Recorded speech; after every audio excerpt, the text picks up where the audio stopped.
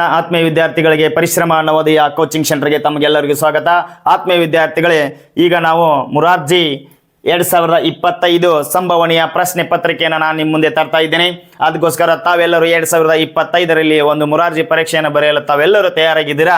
ಹಾಗಾದರೆ ಕೊನೆಯ ಕ್ಷಣದ ತಯಾರಿ ಹೇಗಿರ್ತದೆ, ನಾವು ಯಾವ ರೀತಿ ಕೊನೆಯ ಕ್ಷಣದ ತಯಾರಿಯನ್ನು ಮಾಡಬೇಕು, ಇಷ್ಟು ದಿವಸ ಒಂದು ವರ್ಷದಿಂದ ನಾವು ಸ್ಟಡಿಯನ್ನು ಮಾಡಿದ್ವಿ.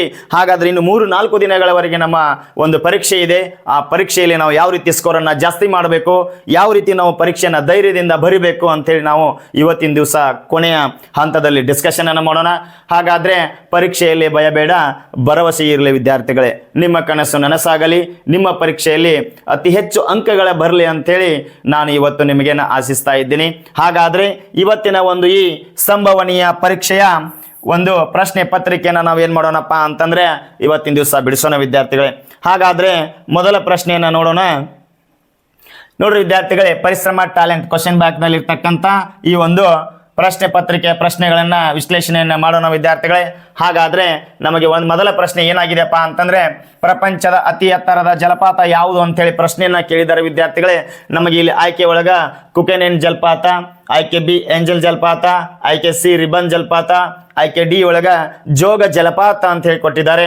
ಕೆಲವೊಂದಿಷ್ಟು ವಿದ್ಯಾರ್ಥಿಗಳು ಏನು ಮಾಡ್ತೀರಪ್ಪ ಅಂತಂದರೆ, ಯಾಕಂದ್ರೆ ನಾವು ಇದರ 4 ಆಯ್ಕೆಗಳೊಳಗೆ ಒಂದು ಆಯ್ಕೆಯನ್ನು ಬಹಳ ಸಾರಿ ನಾವು ಕೇಳಿರ್ತೀವಿ. ಯಾವುದಪ್ಪ ಅಂತಂದರೆ ಅದು ಜೋಗ ಜಲಪಾತ ಅಂತೇಳಿ. ಆದರೆ ಪ್ರಶ್ನೆ ಒಳಗೆ ಏನು ಕೇಳಿದ್ದಾರೆ ಅಂತೇಳಿ ನಾವು ಸರಿಯಾಗಿ ನೋಡಬೇಕು ವಿದ್ಯಾರ್ಥಿಗಳೇ. ಪ್ರಪಂಚದ ಅಂತ ಹೇಳಿ ಇಲ್ಲಿ ಕೇಳಿದ್ದಾರೆ ವಿದ್ಯಾರ್ಥಿ. ಹಾಗಾದರೆ ಅದು ಯಾವುದಪ್ಪ ಅಂತಂದರೆ ಏಂಜಲ್ ಜಲಪಾತ ಅಂತೇಳಿ ನಾವು ಕರಿತೀವಿ, ಹೌದಾ? ಹಾಗಾದರೆ ಈ ಜೋಗ ಜಲಪಾತ ಕರ್ನಾಟಕದ ಅತಿ ದೊಡ್ಡ ಜಲಪಾತ ಅಂತೇಳಿ ನಾವು ಕರಿತೀವಿ ವಿದ್ಯಾರ್ಥಿಗಳೇ. ಹಾಗಾದರೆ ಇದಕ್ಕೆ ಇನ್ನೊಂದು ಹೆಸರನ್ನೆಪ್ಪ ಅಂತಂದರೆ ಗೇರು ಸೊಪ್ಪೆ ಜಲಪಾತ ಅಂಥೇಳಿ, ಇದಕ್ಕೆ ನಾವೇನಂತ ಕರಿತೀವಿ? ಜೋಗ ಜಲಪಾತ ಅಂತೇಳಿ ಕರಿತೀವಿ ಮತ್ತು ಗೇರು ಸೊಪ್ಪೆ ಜಲಪಾತ ಅಂತ ಕರಿತೀವಿ. ಹಾಗಾದ್ರೆ ಇದು ಯಾವ ನದಿಗಿದೆ ಅಂತಂದ್ರೆ ಇದು ಶರಾವತಿ ನದಿಗೆ ವಿದ್ಯಾರ್ಥಿಗಳೇ. ಜೋಗ ಜಲಪಾತ ಯಾವ ನದಿಗೆ ಸೃಷ್ಟಿಯಾಗಿದೆ? ಶರಾವತಿ ನದಿಗೆ. ಹಾಗಾದರೆ ಮುಂದಿನ ಪ್ರಶ್ನೆಯನ್ನು ನೋಡಿ, ವೇದಗಳಿಗೆ ಹಿಂತಿರುಗಿ ಅಂತೇಳಿ ಘೋಷಣೆಯನ್ನು ನೀಡಿರ್ತಕ್ಕಂಥವ್ರು ಯಾರು ಅಂತೇಳಿ ಪ್ರಶ್ನೆಯನ್ನು ಕೇಳಿದ್ದಾರೆ. ಹಾಗಾದರೆ ನೋಡ್ರಿ, ಆಯ್ಕೆ ಒಳಗ ದಯಾನಂದ ಸರಸ್ವತಿ ಇದೆ, ಭಗತ್ ಸಿಂಗ್ ಇದೆ, ಬಸವಣ್ಣವರ ಇದೆ, ಹಾಗಾದರೆ ಬಾಲ ಗಂಗಾಧರ ತಿಲಕ್ ಅಂತ ಇದೆ. ನಮ್ಮ ಆಯ್ಕೆ ಯಾವುದಪ್ಪ ಅಂತಂದರೆ ದಯಾನಂದ ಸರಸ್ವತಿ ಅವರು ವೇದಗಳಿಗೆ ಹಿಂತಿರುಗಿ ಅಂತೇಳಿ ಹೇಳಿದ್ದಾರೆ ವಿದ್ಯಾರ್ಥಿಗಳು. ಹಾಗಾದರೆ ಭಗತ್ ಸಿಂಗ್ ಅವರು ಏನು ಹೇಳಿದಾರಪ್ಪ ಅಂತಂದರೆ ಇನ್ಕ್ವಿಲಾಬ್ ಜಿಂದಾಬಾದ್ ಅಂತ ಹೇಳಿದ್ದಾರೆ ವಿದ್ಯಾರ್ಥಿಗಳೇ. ಹಾಗಾದರೆ ಬಸವಣ್ಣವರು ಏನಪ್ಪ ಅಂತಂದರೆ ಕಾಯಕವೇ ಕೈಲಾಸ ಅಂತ ಹೇಳಿದ್ದಾರೆ ವಿದ್ಯಾರ್ಥಿಗಳೇ. ಹಾಗಾದರೆ ಬಾಲ ಗಂಗಾಧರ ತಿಲಕ್ ಅವರು ಏನು ಹೇಳಿದ್ದಾರೆ? ಸ್ವರಾಜ್ಯವೇ ನನ್ನ ಜನ್ಮ ಸಿದ್ಧ ಹಕ್ಕು ಅಂತ ಹೇಳಿ ಹೇಳಿದ್ದಾರೆ ವಿದ್ಯಾರ್ಥಿಗಳೇ. ಇವು ಕೆಲವೊಂದಿಷ್ಟು ಘೋಷಣೆಗಳನ್ನು ನೀವೇನು ಮಾಡ್ರಪ್ಪ ಅಂತಂದರೆ ಬುಕ್ನಲ್ಲಿ ಸರಿಯಾಗಿ ಬರ್ಕೊಂಡ್ಬಿಡಿ ವಿದ್ಯಾರ್ಥಿಗಳೇ. ಹಾಗಾದರೆ ಅರಾವಳಿ ಸರಣಿಯ ಅತಿ ಎತ್ತರದ ಶಿಖರ ಯಾವುದು ಅಂತ ಹೇಳಿ ಕೇಳಿದ್ದಾರೆ ವಿದ್ಯಾರ್ಥಿಗಳೇ. ಅದು ಯಾವುದಪ್ಪ ಅಂತಂದರೆ ಗುರು ಶಿಖರ. ಇಲ್ಲಿ ನೋಡಿ ವಿದ್ಯಾರ್ಥಿಗಳೇ, ಮುಳ್ಳಯ್ಯನಗಿರಿ ಇದೆ. ಇದು ಕರ್ನಾಟಕದ ಅತಿ ಎತ್ತರದ ಶೃಂಗ ಅಂತೇಳಿ ನಾವು ಕರಿತೀವಿ. ಮುಳ್ಳಯ್ಯನಗಿರಿ ಏನಪ್ಪಾ ಅಂತಂದ್ರೆ ಕರ್ನಾಟಕದ ಅತಿ ಎತ್ತರದ ಶೃಂಗ ಅಂತೇಳಿ ನಾವು ಕರಿತೀವಿ ವಿದ್ಯಾರ್ಥಿಗಳೇ. ಹಾಗಾದರೆ ಗುರು ಶಿಖರಕ್ಕೆ ಇನ್ನೊಂದು ಹೆಸರು ಏನಪ್ಪಾ ಅಂತಂದ್ರೆ ದತ್ತಾತ್ರೇಯ ಶಿಖರ ಅಂತೇಳಿ ಕರಿತೀವಿ. ಇದು ಯಾವ ರಾಜ್ಯದಲ್ಲಿ ಇದೆಯಪ್ಪ ಅಂತಂದ್ರೆ ರಾಜಸ್ಥಾನ್. ಯಾವ ರಾಜ್ಯದಲ್ಲಿದೆ? ರಾಜಸ್ಥಾನ್. ಹಾಗಾದರೆ ರಾಜಸ್ಥಾನನ ನಾವು ಪಿಂಕ್ ಸಿಟಿ ಅಂತೇಳಿ ಸಹ ಏನು ಮಾಡ್ತೀವಿ? ಕರಿತೀವಿ ವಿದ್ಯಾರ್ಥಿಗಳೇ.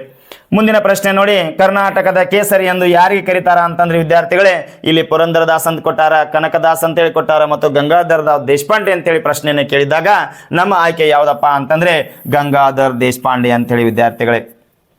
ಹಾಗಾದರೆ ಮುಂದಿನ ಪ್ರಶ್ನೆಯನ್ನು ನೋಡೋಣ. ಒಡಿಸ್ಸಾ ರಾಜ್ಯದ ರಾಜಧಾನಿ ಯಾವುದಪ್ಪ ಅಂತೇಳಿ ಪ್ರಶ್ನೆಯನ್ನು ಕೇಳಿದ್ದಾರೆ. ಹಾಗಾದ್ರೆ ಇಲ್ಲಿ ಆಯ್ಕೆ ಒಳಗ ಚಂಡೀಗಢ ಕೊಟ್ಟಿದ್ದಾರೆ, ಭುವನೇಶ್ವರ ಅಂತೇಳಿ ಕೊಟ್ಟಿದ್ದಾರೆ, ಕೋಲ್ಕತ್ತಾ ಅಂತೇಳಿ ಕೊಟ್ಟಿದ್ದಾರೆ ಮತ್ತು ಜೈಪುರ್ ಅಂತೇಳಿ ಕೊಟ್ಟಿದ್ದಾರೆ. ನಮ್ಮ ಆಯ್ಕೆ ಯಾವುದಪ್ಪ ಅಂತಂದ್ರೆ ಇಲ್ಲಿ ಭುವನೇಶ್ವರ. ಹಾಗಾದ್ರೆ ಇಲ್ಲಿ ಕೋಲ್ಕತ್ತಾ ಪಶ್ಚಿಮ ಬಂಗಾಳದ ಒಂದು ರಾಜಧಾನಿ ವಿದ್ಯಾರ್ಥಿಗಳೇ. ಹಾಗಾದರೆ ಜೈಪುರ್ ಯಾವುದಪ್ಪ ಅಂತಂದರೆ ರಾಜಸ್ಥಾನದ ಒಂದು ರಾಜಧಾನಿ. ಹಾಗಾದರೆ ನಮ್ಮ ಒಂದು ಕರ್ನಾಟಕದಲ್ಲಿ ಎಷ್ಟು ರಾಜ್ಯಗಳಿದೆಯಪ್ಪ ಅಂತಂದರೆ 28 ರಾಜ್ಯಗಳಿವೆ ವಿದ್ಯಾರ್ಥಿಗಳೇ. ಹಾಗಾದರೆ ಎಷ್ಟು ಕೇಂದ್ರಾಡಳಿತ ಪ್ರದೇಶಗಳದವಪ್ಪ ಅಂತಂದರೆ 8 ಕೇಂದ್ರಾಡಳಿತ ಪ್ರದೇಶಗಳದಾವು. ಏನಪ್ಪ ಅಂತಂದರೆ 28 ರಾಜ್ಯಗಳು, 8 ಕೇಂದ್ರಾಡಳಿತ ಪ್ರದೇಶವನ್ನು ನಮ್ಮ ದೇಶ ಹೊಂದಿದೆ ವಿದ್ಯಾರ್ಥಿಗಳು.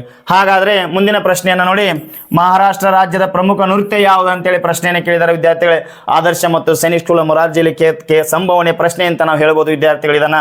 ಹಾಗಾದರೆ ನೋಡಿ, ಮಹಾರಾಷ್ಟ್ರ ರಾಜ್ಯದ ಪ್ರಮುಖ ನೃತ್ಯ ಯಾವುದಪ್ಪ ಅಂತಂದರೆ ಲಾವಣಿ ಅಂತೇಳಿ ಕರಿತೀವಿ ನಾವು. ಯಾವುದಪ್ಪ ಅಂತಂದರೆ ಲಾವಣಿ ಅಂತೇಳಿ. ಹಾಗಾದರೆ ನಾನೇನು ಮಾಡ್ತಾ ಇದ್ದೀನಪ್ಪ ಅಂತಂದರೆ ಇಲ್ಲಿ ಒಂದು ನಿಮಗೆ ಚಾಟನ್ನು ನಾನು ಚಾಟಿನ ಮುಖಾಂತರ ನಿಮಗೆ ತಿಳಿಸ್ತಾ ಇದ್ದೀನಿ ನೋಡಿ. ಇಲ್ಲಿ ಕುಚಿಪುಡಿ ನೃತ್ಯ ಯಾವ ರಾಜ್ಯದ ಅಂತಂದರೆ ಆಂಧ್ರ ಪ್ರದೇಶ. ಹಾಗೆ ಮೋಹಿನಿ ಅಟ್ಟಂ ಕೇರಳದಲ್ಲಿ ಮಹಿಳೆಯರ ಪ್ರದರ್ಶಿಸುವ ಒಂದು ನೃತ್ಯ ಯಾವುದಪ್ಪ ಅಂದ್ರು ಮೋಹಿನಿ ಅಟ್ಟಂ. ಕಥಕ್ಕಳಿ ನೋಡಿ ವಿದ್ಯಾರ್ಥಿಗಳ ಕೇರಳ ಪುರುಷರು ಪ್ರದರ್ಶಿಸುವ ಒಂದು ನೃತ್ಯ. ಹಾಗಾದ್ರೆ ಕಥಕ್ ಯಾವ ರಾಜ್ಯದಪ್ಪ ಅಂತಂದ್ರೆ ಇದು ಉತ್ತರ ಭಾರತ. ಹಾಗಾದ್ರೆ ಮಣಿಪುರ ಏನಪ್ಪಾ ಅಂತಂದ್ರೆ ಮಣಿಪುರ. ಹಾಗಾದ್ರೆ ಸತಿಯಾ ಯಾವ ರಾಜ್ಯದಪ್ಪ ಅಂತಂದ್ರೆ ಇದು ಅಸ್ಸಾಂ. ಭರತನಾಟ್ಯ ಯಾವ ರಾಜ್ಯದಪ್ಪ ಅಂತಂದ್ರೆ ತಮಿಳುನಾಡು. ಹಾಗಾದ್ರೆ ಒಡಿಶಿ ಯಾವ ರಾಜ್ಯದಪ್ಪ ಅಂತಂದ್ರೆ ಒಡಿಸ್ಸಾ ಅಂತ ಹೇಳಿ ವಿದ್ಯಾರ್ಥಿಗಳೇ. ಹಾಗಾದ್ರೆ ನಮ್ಮ ಕರ್ನಾಟಕದ ನೃತ್ಯ ಯಾವುದಪ್ಪ ಅಂತಂದ್ರೆ ಅದು ಯಕ್ಷಗಾನ. ಕರ್ನಾಟಕದ ಒಂದು ನೃತ್ಯ ಯಾವುದಪ್ಪ ಅಂತಂದ್ರೆ ಯಾವ್ದ್ರಿ ಅದು ಯಕ್ಷಗಾನ ವಿದ್ಯಾರ್ಥಿಗಳೇ. ಯಕ್ಷಗಾನ ನೃತ್ಯ ಯಾವುದು ಕರ್ನಾಟಕ ರಾಜ್ಯದ ಪ್ರಸಿದ್ಧ ನೃತ್ಯ ವಿದ್ಯಾರ್ಥಿಗಳೇ. ಹಾಗಾದ್ರೆ ಚೀನಾ ದೇಶದ ಗಡಿಗೆ ಹೊಂದಿಕೊಂಡಿರುವ ಭಾರತದ ರಾಜ್ಯ ಯಾವುದು ಅಂತೇಳಿ ಪ್ರಶ್ನೆಯನ್ನು ಕೇಳಿದರೆ ಆಯ್ಕೆ ಒಳಗ ಹಿಮಾಚಲ ಪ್ರದೇಶ, ಅರುಣಾಚಲ ಪ್ರದೇಶ ಮತ್ತು ಗುಜರಾತ್ ಮತ್ತು ಜಮ್ಮು ಕಾಶ್ಮೀರ ಅಂತೇಳಿ ಕೊಟ್ಟಿದ್ದಾರೆ ವಿದ್ಯಾರ್ಥಿಗಳೇ. ಹಾಗಾದ್ರೆ ನಮ್ಮ ಆಯ್ಕೆ ಯಾವುದಪ್ಪ ಅಂತಂದ್ರೆ ಇದು ಅರುಣಾಚಲ ಪ್ರದೇಶ ವಿದ್ಯಾರ್ಥಿಗಳೇ. ನಾನು ನಿಮಗೆ ಮುಂದಿನ ಒಂದು ಸ್ಲೈಡ್ನಲ್ಲಿ ಮ್ಯಾಪ್ ಮುಖಾಂತರ ತೋರಿಸ್ತೀನಿ. ಇಲ್ಲಿ ಒಂದು ಪ್ರಶ್ನೆ ಕೇಳಿದ್ದಾರೆ ವಿದ್ಯಾರ್ಥಿಗಳು ನೋಡಿ. 8ನೇ ಪ್ರಶ್ನೆ ಯಾವುದಪ್ಪ ಅಂತಂದ್ರೆ ಇದು ಮುಂಗಾರು ಮಳೆಗಾಲ ಅವಧಿಯಾಗಿದೆ ಅಂತೇಳಿ ಪ್ರಶ್ನೆಯನ್ನು ಕೇಳಿದ್ದಾರೆ ನಿಮಗೆ. ಹೌದಾ, ನಾನು ಹೇಳಿದ್ದೀನಿ ನಿಮಗೆ ಮುಂಗಾರು ಮಳೆ ಅವಧಿಯನ್ನು ನಿಮ್ಗೆ ಏನಾದರೂ ಈ ಒಂದು ಪ್ರಶ್ನೆಯನ್ನು ನಿಮಗೆ ರಿಪೀಟ್ ಆಗಿದ್ರೆ ಯಾವ ರೀತಿ ನಾವು ನೆನಪಿಟ್ಕೋಬೇಕಂತ ಹೇಳಿ ವಿದ್ಯಾರ್ಥಿಗಳೇ. ಹಾಗಾದ್ರೆ ನಾನು ಹೇಳಿದ್ದೆ ನಿಮಗೆ ಏನಪ್ಪಾ ಅಂತಂದ್ರೆ ಜ್ಯೂಸ್ ಅಂತ ನೆನಪಿಟ್ಕೊಳ್ಳಿ ಅಂತೇಳಿ. ಹೌದಾ, ಜ್ಯೂಸ್ ಅಂದ್ರೆ ಏನು ಅಂತಂದ್ರೆ ಅಂದ್ರೆ ಜೂನು ಮತ್ತು ಸೆಪ್ಟೆಂಬರ್ ವಿದ್ಯಾರ್ಥಿಗಳೇ. ಹೌದಾ, ಹಾಗಾದ್ರೆ ನಮ್ಮ ಆಯ್ಕೆ ಯಾವುದಪ್ಪ ಅಂತಂದ್ರೆ ಜೂನ್ ತಿಂಗಳಿಂದ ಸೆಪ್ಟೆಂಬರ್ ವರೆಗೆ ಯಾವ ಅವಧಿಯಪ್ಪ ಅಂತಂದ್ರೆ ಮುಂಗಾರು ಮಳೆಗಾಲ ಅವಧಿ ವಿದ್ಯಾರ್ಥಿಗಳೇ. ನಾನು ಹಿಂದಿನ ವಿಡಿಯೋದಲ್ಲಿ ನಿಮ್ಗೆ ಹೇಳಿದೆ ಮಾನ್ಸೂನ್ ಮಾರುತಗಳ ಆಗಮನ ಕಾಲ, ಬೇಸಿಗೆ ಕಾಲ, ಚಳಿಗಾಲ, ಮುಂಗಾರು ಮಳೆ ಮತ್ತು ಹಿಂಗಾರು ಮಳೆಗಳ ಬಗ್ಗೆ ನಿಮಗೆ ಸಂಪೂರ್ಣವಾದ ಮಾಹಿತಿಯನ್ನ ನಾನು ಹಿಂದಿನ ವಿಡಿಯೋದಲ್ಲಿ ನಿಮ್ಮ ಜೊತೆ ಡಿಸ್ಕಷನ್ ಮಾಡಿದ್ದೇನೆ ವಿದ್ಯಾರ್ಥಿಗಳೇ. ಇನ್ನೊಂದ್ಸಲ ನೀವು ಅದನ್ನ ವಿಡಿಯೋನ ನೋಡ್ಬೋದು ವಿದ್ಯಾರ್ಥಿಗಳೇ. ಹಾಗಾದ್ರೆ ನಾನು ಹೇಳಿದ್ನೆಲ್ಲ ಜ್ಯೂಸ್ ಅಂತ ನೆನಪಿಟ್ಕೊಂಡ್ಬಿಟ್ರೆ ಮುಂಗಾರು ಮಳೆಗಾಲದ ಅವಧಿ. ಓಕೆನಾ? ಹಾಗಾದ್ರೆ ಇಲ್ಲಿ ನಾನು ಹೇಳಿದ್ನೆಲ್ಲ ನಿಮಗೆ ಯಾವ ರಾಜ್ಯ ಅಂತಂದ್ರೆ ಇಲ್ಲಿದೆ ನೋಡಿ ವಿದ್ಯಾರ್ಥಿಗಳೇ. ಅರುಣಾಚಲ ಪ್ರದೇಶ ರಾಜ್ಯ ಏನಾಗಿದೆ ಅಂದ್ರೆ ಅತಿ ಹೆಚ್ಚು ಚೀನಾ ದೇಶದೊಂದಿಗೆ ಗಡಿಯನ್ನು ಹಂಚಿಕೊಂಡದ ನೋಡ್ರಿ. ಇಲ್ಲಿ ಭೂತಾನ್ ಅದ, ನೇಪಾಳ ಅದ. ಆಮೇಲೆ ಇನ್ನೊಂದು ಪ್ರಶ್ನೆ ನೋಡಿ ವಿದ್ಯಾರ್ಥಿಗಳೇ, ಪಾಕಿಸ್ತಾನ. ಭಾರತ ದೇಶದೊಂದಿಗೆ ಅತಿ ಕಡಿಮೆ ಗಡಿಯನ್ನು ಹಂಚಿಕೊಂಡಿರ್ತಕ್ಕಂಥ ಯಾವುದು ದೇಶಪ್ಪ ಅಂತಂದ್ರೆ ಅದು ಅಫ್ಘಾನಿಸ್ತಾನ ವಿದ್ಯಾರ್ಥಿಗಳೇ. ಹಾಗಾದ್ರೆ ಭಾರತದೊಂದಿಗೆ ಅತಿ ಹೆಚ್ಚು ಗಡಿಯನ್ನು ಹಂಚಿಕೊಂಡಿರ್ತಕ್ಕಂಥ ದೇಶ ಯಾವುದಪ್ಪ ಅಂತಂದ್ರೆ ಅದು ಬಾಂಗ್ಲಾದೇಶ ವಿದ್ಯಾರ್ಥಿಗಳೇ. ಇಲ್ಲಿ ಪ್ರಶ್ನೆಯನ್ನು ಕೇಳಿದರೆ ನಮ್ಮ ಯಾವ ಭಾರತದ ಒಂದು ಯಾವ ರಾಜ್ಯ ಚೀನಾದೊಂದಿಗೆ ಗಡಿಯನ್ನು ಹಂಚಿಕೊಂಡಿದೆ ಅಂತಂದ್ರೆ ಅತಿ ಹೆಚ್ಚು ಗಡಿ ಹಂಚಿಕೊಂಡಿದ್ದು ನಮ್ಮ ಅರುಣಾಚಲ ಪ್ರದೇಶ ವಿದ್ಯಾರ್ಥಿಗಳೇ. ಹಾಗಾದ್ರೆ ಮುಂದಿನ ಪ್ರಶ್ನೆಯನ್ನ ನೋಡೋಣ. ಕರ್ನಾಟಕದ ಮ್ಯಾಂಚೆಸ್ಟರ್ ಎಂದು ಕರೆಯಲ್ಪಡುವ ನಗರ ಯಾವುದಪ್ಪ ಅಂತಂದ್ರೆ ಇಲ್ಲಿ ಮೈಸೂರು ಅಂದ್ರೆ ಬೆಂಗಳೂರು ಮತ್ತು ಹುಬ್ಬಳ್ಳಿ ಮತ್ತು ದಾವಣಗೆರೆ ಅಂತ ಕೊಟ್ಟಿದ್ದಾರೆ. ಕರ್ನಾಟಕದ ಮ್ಯಾಂಚೆಸ್ಟರ್ ಅಂದ್ರೆ ಯಾವುದಪ್ಪ ಅಂತಂದ್ರೆ ಇದು ದಾವಣಗೆರೆ ವಿದ್ಯಾರ್ಥಿಗಳೇ. ದಾವಣಗೆರೆ ಬೆಣ್ಣೆ ದೋಸೆಯನ್ನ ಕೇಳಿದ್ರಲ್ಲ, ಹಾಗೆ ಕರ್ನಾಟಕದ ಮ್ಯಾಂಚೆಸ್ಟರ್ ಅಂತ ಹೇಳಿ ಏನು ಕರೀತಾರಪ್ಪ ಅಂತಾರೆ ದಾವಣಗೆರೆಯನ್ನು ಕರೀತಾರ. ಹಾಗಾದ್ರೆ ಭಾರತದ ಮ್ಯಾಂಚೆಸ್ಟರ್ ಅಂತ ಹೇಳಿ ಯಾವುದನ್ನ ಕರಿತೀವಪ್ಪ ಅಂತಂದ್ರೆ ಅದು ಅಹಮದಾಬಾದ್.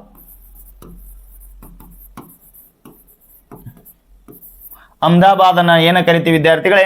ಭಾರತದ ಮ್ಯಾಂಚೆಸ್ಟರ್ ಅಂತ ಕರಿತೀವಿ. ಕರ್ನಾಟಕದ ಮ್ಯಾಂಚೆಸ್ಟರ್ ಅಂತೇಳಿ ದಾವಣಗೆರೆಯನ್ನು ಕರಿತೀವಿ. ಹಾಗಾದ್ರೆ ಮೈಸೂರನ್ನ ಏನಂತ ಕರಿತೀವಪ್ಪ ಅಂತಂದ್ರೆ ಸಾಂಸ್ಕೃತಿಕ ರಾಜಧಾನಿ ಅಂತ ಹೇಳಿ ಕರಿತೀವಿ. ಬೆಂಗಳೂರನ್ನ ನಾವು ಸಿಲಿಕಾನ್ ಸಿಟಿ ಅಂತ ಹೇಳಿ ಕರಿತೀವಿ ವಿದ್ಯಾರ್ಥಿಗಳೇ. ಹಾಗಾದ್ರೆ ಹುಬ್ಬಳ್ಳಿ ಧಾರವಾಡನ್ನ ನಾವು ಅವಳಿ ನಗರಗಳಂತ ಹೇಳಿ ಕರಿತೀವಿ ವಿದ್ಯಾರ್ಥಿಗಳೇ.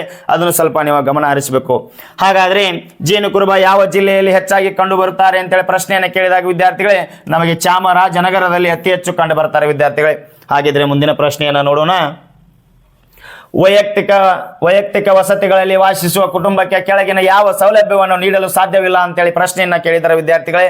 ವಿದ್ಯುತ್ ಸೌಲಭ್ಯವನ್ನು ನೀಡಬಹುದು, ನೀರು ಸರಬರಾಜವನ್ನು ನೀಡಬಹುದು, ಬೀದಿ ದೀಪವನ್ನು ನೀಡಬಹುದು, ರಂಗ ಮಂದಿರವನ್ನು ನೀಡಲು ಸಾಧ್ಯವಿಲ್ಲ ವಿದ್ಯಾರ್ಥಿಗಳೇ. ಯಾಕಂದ್ರೆ ಅದು ಸಾರ್ವಜನಿಕ ಒಂದು ಸ್ವತ್ತಾಗಿರೋದ್ರಿಂದ ವೈಯಕ್ತಿಕ ವಸತಿಗಳಿಗೆ ನಾವು ರಂಗಮಂದಿರ ನೀಡಲು ಸಾಧ್ಯವಿಲ್ಲ ವಿದ್ಯಾರ್ಥಿಗಳೇ. ಅದಕ್ಕೋಸ್ಕರ ನಮ್ಮ ಆಯ್ಕೆ ಡಿ ಆಗಿದೆ.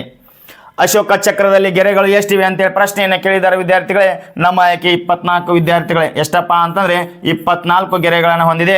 ಪ್ರತಿಯೊಂದು ಗೆರೆ ಒಂದೊಂದು ಸಾರಾಂಶವನ್ನ ಹೇಳ್ತಿದೆ ವಿದ್ಯಾರ್ಥಿಗಳೇ. ನಾನು ಮುಂದಿನ ಒಂದು ಜನರಲ್ ನಾಲೆಜ್ ಕ್ಲಾಸ್ನಲ್ಲಿ ಅದರ ಬಗ್ಗೆ ನಿಮಗೆ ಸಂಪೂರ್ಣವಾಗಿ ವಿವರನ್ನ ನೀಡ್ತಾ ಇದ್ದೀನಿ ವಿದ್ಯಾರ್ಥಿಗಳೇ. ಹಾಗಾದ್ರೆ ನಗರ ಪ್ರದೇಶದ ಸಮಸ್ಯೆಗಳು ಯಾವ ಅಂತೇಳಿ ಪ್ರಶ್ನೆಯನ್ನ ಕೇಳಿದ್ದಾರೆ ವಿದ್ಯಾರ್ಥಿಗಳೇ. ಒಳಚರಂಡಿ ವ್ಯವಸ್ಥೆಯ ಕೊರತೆ ನಗರ ಪ್ರದೇಶದಲ್ಲಿ ಇರ್ತದೆ.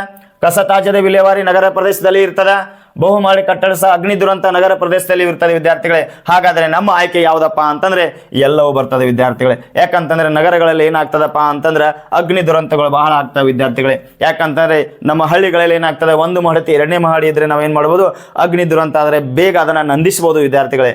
ಅಲ್ಲಿ ನಗರಗಳಲ್ಲಿ ಏನಾಗ್ತದೆ ಅಂದ್ರೆ 10 ರಿಂದ 15, 20, 30 ಮಹಡಿಗಳು ಏನಾಗ್ತಾವಪ್ಪ ಅಂತಂದ್ರೆ ಅಲ್ಲಿ ಒಂದು ಮನೆಗಳು ಇರೋದ್ರಿಂದ ಅಗ್ನಿ ದುರಂತ ಆದ್ರೆ ಅದನ್ನ ನಂದಿಸಲು ಕಷ್ಟ ಆಗ್ತದ. ಅದಕ್ಕೆ ಜಾಸ್ತಿ ಏನಾಗ್ತದಪ್ಪ ಅಂತಂದ್ರೆ ಬಹುಮಹಡಿ ಕಟ್ಟಡಗಳು ವಿದ್ಯಾರ್ಥಿಗಳೇ ಅಗ್ನಿ ದುರಂತ ಎಲ್ಲಿ ಆಗ್ತದ ಅಂತಂದ್ರೆ ಅದು ನಗರಗಳಲ್ಲಿ ವಿದ್ಯಾರ್ಥಿಗಳೇ. ಹಾಗಾದ್ರೆ ಭೂಮಿಯ ಮೇಲಿನ ಒಟ್ಟು ವಿಸ್ತೀರ್ಣ ಎಷ್ಟಪ್ಪ ಅಂತಂದ್ರೆ 510 ಮಿಲಿಯನ್ ಚದರ್ ಕಿಲೋಮೀಟರ್ ವಿದ್ಯಾರ್ಥಿಗಳೇ. ಇದನ್ನ ನೆನಪಿಟ್ಕೊಂಡ್ಬಿಡ್ಬೇಕು. ಭೂಮಿಯ ಮೇಲಿನ ಒಟ್ಟು ವಿಸ್ತೀರ್ಣ 510 ಮಿಲಿಯನ್ ಚದರ್ ಕಿಲೋಮೀಟರ್ ಅಂತೇಳಿ ನಾವು ನೋಡ್ತಾ ಇದ್ದೀವಿ ವಿದ್ಯಾರ್ಥಿಗಳೇ. ಹಾಗಾದ್ರೆ ಪ್ರಸಿದ್ಧ ಯೋಗ ಸೂತ್ರಕಾರರು ಯಾರಂತ ಹೇಳಿ ಪ್ರಶ್ನೆಯನ್ನು ಕೇಳಿದಾಗ ಯಾರಪ್ಪ ಅಂತಂದ್ರೆ ನಿಮಗೆ ನೆನಪಿಗೆ ಬರೋದು ಪತಂಜಲಿ ಮಹರ್ಷಿ ಅವರು. ಹೌದಾ? ಪ್ರಸಿದ್ಧ ಯೋಗ ಸೂತ್ರಕಾರರು ಯಾರಪ್ಪ ಅಂತಂದ್ರೆ ಪತಂಜಲಿ ಅವರು. ಹಾಗಾದ್ರೆ ಚರಕ ಏನಪ್ಪಾ ಅಂತಂದ್ರೆ ಆಯುರ್ವೇದ. ಏನಪ್ಪಾ ಅಂತಂದ್ರೆ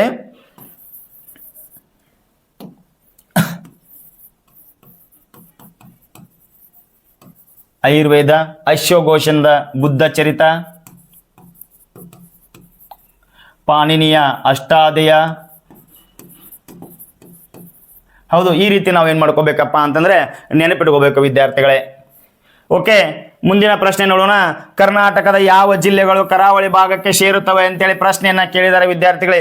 ಕರ್ನಾಟಕದಲ್ಲಿ ಯಾವ ಜಿಲ್ಲೆಯು ಕರಾವಳಿ ಭಾಗಕ್ಕೆ ಸೇರ್ತಾವಂತ ಪ್ರಶ್ನೆಯನ್ನು ಕೇಳಿದಾಗ ನಮ್ಗೆ ಗೊತ್ತಿರಬೇಕು ವಿದ್ಯಾರ್ಥಿಗಳೇ, ಕರ್ನಾಟಕದಲ್ಲಿ 31 ಜಿಲ್ಲೆಗಳಿವೆ. ಇದು ಪ್ರಮುಖವಾಗಿ ಗೊತ್ತಿರಬೇಕು ವಿದ್ಯಾರ್ಥಿಗಳೇ. ಹಾಗಾದ್ರೆ ನಾವು ಯಾವ ಜಿಲ್ಲೆಗಳಂತಂದ್ರೆ ನೋಡ್ರಿ ವಿದ್ಯಾರ್ಥಿಗಳೇ, ಇದು ಕರ್ನಾಟಕದ ಕರಾವಳಿಯ ಭಾಗ. ಹಾಗಾದ್ರೆ ಎಷ್ಟು ಜಿಲ್ಲೆಗಳದಾವ ಅಂತ ನಾವು ನೆನಪಿಟ್ಕೊಂಡ್ಬಿಡ್ಬೇಕು ಟ್ರಿಕ್ಸ್ ಮುಖಾಂತರ. ಕರ್ನಾಟಕದ ಕರಾವಳಿ ಏನಾಗಿದೆಪ್ಪ ಅಂತಂದ್ರೆ 320 ಕಿಲೋಮೀಟರ್ ಕರಾವಳಿ ಉದ್ದ ಇದೆ ವಿದ್ಯಾರ್ಥಿಗಳೇ. ಉದ್ದ ಅಂತಂದ್ರೆ ಏನು ಇದು ನೆನಪಿಟ್ಕೋಬೇಕು. ಉ ಅಂದ್ರೆ ಉತ್ತರ ಕನ್ನಡ, ಉಡುಪಿ, ದ ಅಂದ್ರೆ ದಕ್ಷಿಣ. ಇವು 3 ಜಿಲ್ಲೆಗಳು ಏನಾಗ್ಯಾವಪ್ಪ ಅಂತಂದ್ರೆ ಕರ್ನಾಟಕದ ಕರಾವಳಿ ಜಿಲ್ಲೆಗಳಂತ ಕರಿತೀವಿ ನಾವು ವಿದ್ಯಾರ್ಥಿಗಳೇ. ಉತ್ತರ ಕನ್ನಡ, ಉಡುಪಿ, ದಕ್ಷಿಣ. ಹೌದಾ? ದಕ್ಷಿಣ ಕನ್ನಡ ಅಂತ ಕರಿತೀವಿ. 320 ಕಿಲೋಮೀಟರ್ ಕರಾವಳಿ ಭಾಗವನ್ನು ಹಂಚ್ಕೊಂಡದ ನಮ್ಮ ಕರ್ನಾಟಕ. ಅದಕ್ಕೆ ನಾವು ಉದ್ದ ಅಂತ ಹೇಳಿ ಕರಿತೀವಿ. ಉದ್ದ ಅಂದ್ರೆ ಯಾವ ಜಿಲ್ಲೆಗಳು ಅನ್ನೋದು ಸಹ ಇದ್ರೊಳಗನ ಒಂದು ಪ್ರಶ್ನೆಗೆ ಆನ್ಸರ್ ಅಡಗಿದೆ ವಿದ್ಯಾರ್ಥಿಗಳೇ. ನಾನು ಹೇಳಿದ್ನಲ್ಲ, ಉತ್ತರ ಕನ್ನಡ, ಉಡುಪಿ ಮತ್ತು ದಕ್ಷಿಣ ಕನ್ನಡ ವಿದ್ಯಾರ್ಥಿಗಳೇ. ಇದನ್ನ ನೆನಪಿಟ್ಕೊಂಡ್ಬಿಟ್ರೆ ನಿಮಗೆ ಮರೆಯಲೇ ಸಾಧ್ಯನೇ ಇಲ್ಲ ವಿದ್ಯಾರ್ಥಿಗಳೇ. ಹಾಗಾದ್ರೆ ಮುಂದಿನ ಪ್ರಶ್ನೆಯನ್ನ ನೋಡೋಣ. ಭಾರತದ ಸಂವಿಧಾನದ ಶಿಲ್ಪಿ ಅಂತೇಳಿ ಪ್ರಶ್ನೆಯನ್ನ ಕೇಳಿದ್ದಾರೆ ವಿದ್ಯಾರ್ಥಿಗಳೇ. ನಮಗೆ ಯಾರಪ್ಪ ಅಂತಂದ್ರೆ ಡಾಕ್ಟರ್ BR ಅಂಬೇಡ್ಕರ್. ಯಾರು? ಭಾರತದ ಸಂವಿಧಾನ ಶಿಲ್ಪಿ ವಿದ್ಯಾರ್ಥಿಗಳೇ. ಹಾಗಾದ್ರೆ ಮಹಾತ್ಮ ಅಂತ ಯಾರನ್ನ ಕರಿತೀವಿ ನಾವು? ಮಹಾತ್ಮ ಗಾಂಧೀಜಿ ಅವರನ್ನ ಕರಿತೀವಿ. ಚಾಚಾ ಅಂತ ಯಾರನ್ನ ಕರಿತೀವಿ ಅಂದ್ರೆ ವಿದ್ಯಾರ್ಥಿಗಳೇ, ಜವಾಹರ್ಲಾಲ್ ನೆಹರೂರನ್ನ ಕರಿತೀವಿ ವಿದ್ಯಾರ್ಥಿಗಳೇ ಅವರನ್ನ. ಕರ್ನಾಟಕದ ಪಂಜಾಬ್ ಎಂದು ಯಾವ ಜಿಲ್ಲೆಯನ್ನ ಕರಿತೀವಿ ವಿದ್ಯಾರ್ಥಿಗಳೇ ಅಂತಂದ್ರೆ ಬೆಳಗಾವಿ, ಕೊಡಗು, ವಿಜಯಪುರ ಮತ್ತು ಮಡಿಕೇರಿ ಅಂತ ಪ್ರಶ್ನೆಯನ್ನ ಕೊಟ್ಟಿದ್ದಾರೆ ವಿದ್ಯಾರ್ಥಿಗಳೇ. ಕರ್ನಾಟಕದ ಪಂಜಾಬ್ ಅಂತೇಳಿ ನಾವು ಏನಪ್ಪಾ ಅಂತಂದ್ರೆ ವಿಜಯಪುರ ಜಿಲ್ಲೆಯನ್ನ ಕರಿತೀವಿ ವಿದ್ಯಾರ್ಥಿಗಳೇ. ಹಾಗಾದ್ರೆ ಮುಂದಿನ ಪ್ರಶ್ನೆಯನ್ನ ನೋಡೋಣ. ಉತ್ತರ ಭಾರತದ ನದಿಗಳು ಅಂತೇಳಿ ಪ್ರಶ್ನೆಯನ್ನು ಕೇಳಿದ್ದಾರೆ. ಉತ್ತರ ಭಾರತದ ನದಿಗಳು ಗಂಗಾ, ಸಿಂಧು, ಬ್ರಹ್ಮಪುತ್ರ ವಿದ್ಯಾರ್ಥಿಗಳೇ. 3 ನದಿಗಳು ಉತ್ತರ ಭಾರತದ ನದಿಗಳು ವಿದ್ಯಾರ್ಥಿಗಳು. ಹಾಗಿದ್ರೆ ನಮ್ಮ ಆಯ್ಕೆ ಮೇಲಿನ ಎಲ್ಲವೂ ಅಂತೇಳಿ ಬರ್ತದೆ ವಿದ್ಯಾರ್ಥಿಗಳೇ. ಹಾಗಾದ್ರೆ ಕೊನೆಯ ಒಂದು ಪ್ರಶ್ನೆ, ರಂಗನತಿಟ್ಟು ಪಕ್ಷಿಧಾಮ ಯಾವ ಜಿಲ್ಲೆಯಲ್ಲಿದೆ ಅಂತೇಳಿ ಪ್ರಶ್ನೆಯನ್ನು ಕೇಳಿದ್ದಾರೆ. ರಂಗನತಿಟ್ಟು ಪಕ್ಷಿಧಾಮ ಎಲ್ಲಿದೆಪ್ಪ ಅಂತಂದ್ರೆ ಇದು ಮಂಡ್ಯ ಜಿಲ್ಲೆಯಲ್ಲಿದೆ ವಿದ್ಯಾರ್ಥಿಗಳೇ. ಹಾಗಾಗಿ ಇನ್ನು ಏನಪ್ಪಾ ಅಂತಂದ್ರೆ ಹಲವಾರು ಸಂಭವನೀಯ ಪ್ರಶ್ನೆಗಳನ್ನ ನಾನು ಪ್ರತಿದಿನ ತರ್ತಾ ಇದ್ದೀನಿ ವಿದ್ಯಾರ್ಥಿಗಳೇ. ನೀವು ಪ್ರತಿದಿನ ಈ ಒಂದು ವಿಡಿಯೋಗಳನ್ನ ನೋಡಿದ ತಕ್ಷಣ ನೀವು ಕಮೆಂಟ್ ಮಾಡಿ, ಲೈಕ್ ಮಾಡಿ, ಸಬ್ಸ್ಕ್ರೈಬ್ ಮಾಡಿದ್ದೆ ಆದರೆ ನಾನು ನಿಮಗೋಸ್ಕರ ಇನ್ನೂ ಹೆಚ್ಚಿನ ಸಂಭವನೀಯ ಪ್ರಶ್ನೆಗಳನ್ನ ಮತ್ತು ಹೆಚ್ಚಿನ ವಿಡಿಯೋಗಳನ್ನ ಮಾಡಲು ಪ್ರಯತ್ನ ಮಾಡ್ತಾ ಇದ್ದೀನಿ. ನೀವು ಕಮೆಂಟ್ ಮಾಡಿದ್ರೆ, ಹಾಗೆ ನೀವು ಲೈಕ್ ಮಾಡಿದರೆ ಮತ್ತು ಸಬ್ಸ್ಕ್ರೈಬ್ ಮಾಡಿದರೆ ವಿದ್ಯಾರ್ಥಿಗಳೇ. ಹೌದಾ? ಅದಕ್ಕೋಸ್ಕರ ನಾವು ಇವತ್ತಿನ ವಿಡಿಯೋವನ್ನು ಮುಗಿಸ್ತಾ ಇದ್ದೀನಿ. ಈ ಒಂದು ವಿಡಿಯೋ ನಿಮಗೆ ಇಷ್ಟ ಆಗಿದ್ರೆ ಕಮೆಂಟ್ ಮುಖಾಂತರ ಹಾಯ್ ಅಂತ ಹೇಳಿ ಒಂದು ಮೆಸೇಜ್ ಅನ್ನು ಹಾಕಿ ನೋಡೋಣ ವಿದ್ಯಾರ್ಥಿಗಳೇ. ಅದಕ್ಕೋಸ್ಕರ ಎಲ್ಲರಿಗೂ ಧನ್ಯವಾದಗಳು ವಿದ್ಯಾರ್ಥಿಗಳೇ.